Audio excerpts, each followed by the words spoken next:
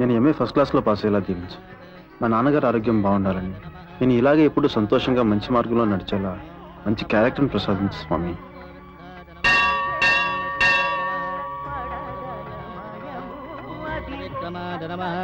ఓం ఆనంద కర్పూర నీరాజనం దరిదమే శతమానం భవతి శతాజ పురుష శతేంద్రిజ ఆయుష్యేవేంద్రజే ప్రతిష్టతి. ఇంకా కొత్త క్యాండిడేట్ దొరకలేదేంటి? ఎవడో కూడా దొరుకుతాడులే. ఏ మధు అచ్చుడు అచ్చుడు వీడు అయిపోయాడు మన చేతిలో. ఏం వీళ్ళు పట్టు పడదామే. సిగ్గులేసిన వెనక్కి చూడంటే. మీరుండండి, వాడి పని నేను చెప్తాను.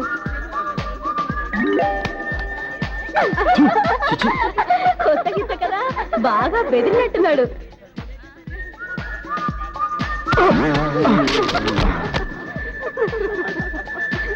ఏంటో అలా చూస్తున్నావు? చేస్తావా? పోనీ నాన్న.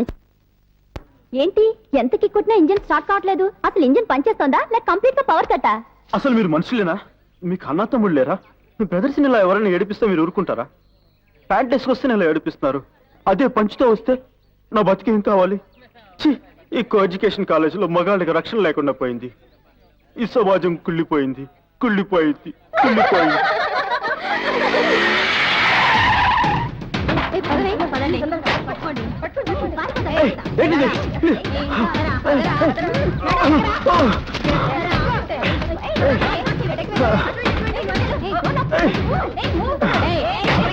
ఏంటి దౌర్జన్యం? నన్ను వదలండి ప్లీజ్, నన్ను వదలండి.